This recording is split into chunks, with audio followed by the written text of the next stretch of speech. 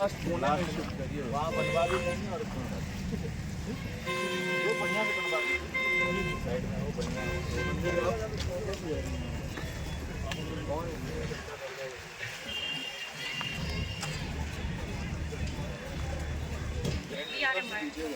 बाहर वालों को फिर अंदर आके 24 अप्रैल 2025 को माननीय प्रधानमंत्री जी नमो भारत ट्रेन को हरी झंडी दिखाएंगे वीडियो कॉन्फ्रेंसिंग के माध्यम से। ये ट्रेन जयनगर से चलेगी और पटना तक की दूरी 5.5 घंटे में तय करेगी। रास्ते में मधुबनी, सकरी, दरभंगा, समस्तीपुर, बरौनी होते हुए जाएगी। ये ट्रेन अत्याधुनिक तकनीक से लैस है। इसमें ऑटोमेटिक क्लोजिंग डोर्स हैं, बढ़िया क्वालिटी की सीटें हैं, शौचालय बहुत ही उच्चतम तकनीक से बने हुए हैं।